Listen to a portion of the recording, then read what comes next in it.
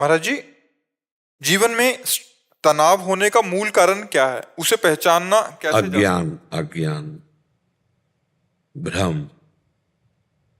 उसी अज्ञान भ्रम से हमारे अंदर कामनाएं उत्पन्न होती हैं, और जब कामनाओं की पूर्ति नहीं होती तो हमारे अंदर असंतुष्टता आती है। हमारे कामा संजायते क्रोधा, हमारी बुद्धि मलिन होने लगती है। कामनाओं की पूर्ति में भी लोभ जागृत होता है और भोगने की इच्छा जागृत होती है। कामना की पूर्ति में बाधा पड़ने पर क्रोध जागृत होता है। क्रोध हमारी स्मृति को छीनता है। स्मृति में मूढ़ता आती है, बुद्धि नष्ट हो जाती है। बस वो तनाव, जिसे डिप्रेशन कहते हैं ना, तो डिप्रेशन होना शुरू हो जाता है। विषयों का जो चिंतन है, यही नाश की जड़ है। और अज्ञान के कारण हमको ऐसा लगता है कि यदि हमें मनमानी विषय भोगने को मिल जाए तो सुखी हो जाए। देखो, हमें जो धन प्रिय है ना, वो धन नहीं प्रिय है, धन से विषय मिलते हैं इसलिए प्रिय है। अगर रुपया प्रिय हो तो उसकी कोई खास बात है। रुपया प्रिय नहीं है, रुपया से सामग्री मिलती है, हम जो चाहे वो भोग सकते हैं, जहां चाहे जा सकते हैं। रुपये का प्रयोग प्रिय है, इसलिए रुपये की मान्यता है। अब वो प्रयोग क्यों प्रिय है? क्योंकि मन और इंद्रियां उसे अच्छा मानती हैं कि ये भोग लूं, ये देख लूं, ये छू लूं।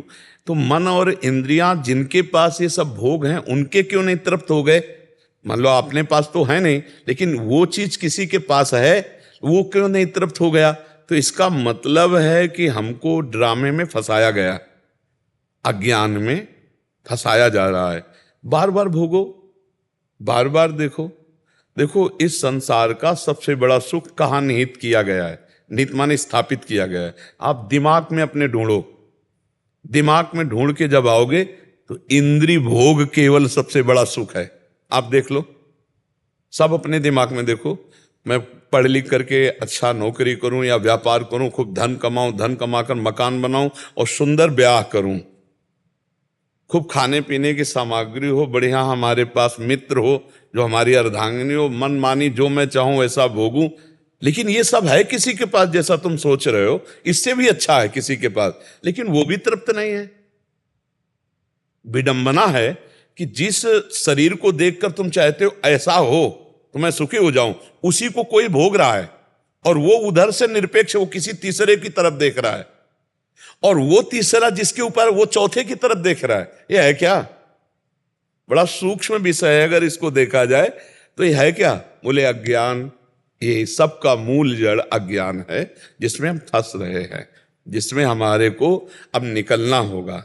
वो निकलने के लिए अध्यात्म है, अध्यात्म ही निकाल सकता है, अन्यथा बहुत बुरी तरह से अपने लोग दलदल में फंस गए। दलदल में नहीं, मन डरता है। अगर छोड़ने की बात सोच लो तो मन भयभीत हो जाता है, ऐसा लगता है फिर संसार में रह क्या गया। अब देखो, हम लोग जो बात जानते हैं वो तुम्हारे मन से मन मिला के जानते हैं।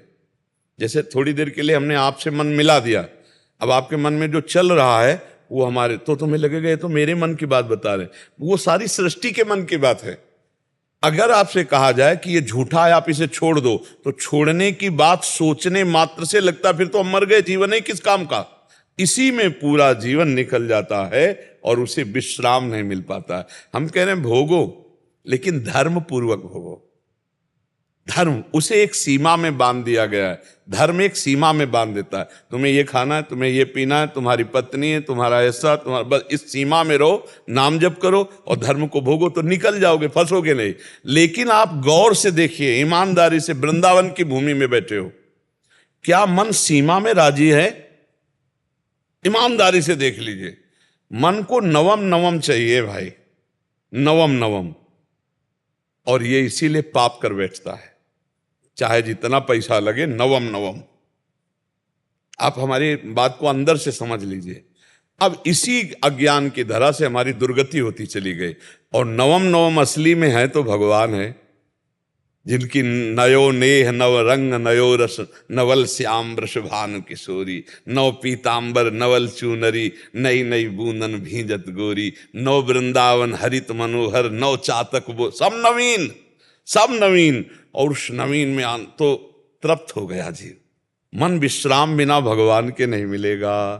इसलिए हम सबसे प्रार्थना करते हैं कि थोड़ी हमारी बात मान करके पहले गंदे दृश्य देखना बंद करो, गंदी बातें बोलना बंद करो, गंदी क्रियाएं करना बंद करो, तब तुम्हारे गंदे विचार छूट जाएंगे। और गंदे विचार छूटे, पॉजिटिव हुए कि हर परिस्थिति में आप आनंदित रहोगे।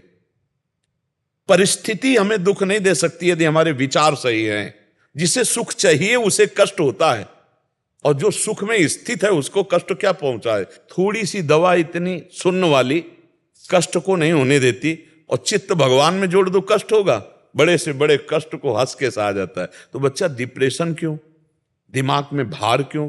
क्योंकि वो अहंकारी अज्ञानी जीव भगवान से परिचय नहीं प्राप्त किया, अध्यात्म को नहीं जाना, इसलिए दुखी हो रहा। नहीं बोलो चिंतन की क्या परेशानी है, तुम्हारा दिमाग स्वस्थ हो, शरीर अस्वस्थ हो तो कोई फर्क नहीं। भगवान का भरोसा, अध्यात्म बल जब तक जागृत नहीं होगा तब तक विश्राम नहीं मिलना किसी को।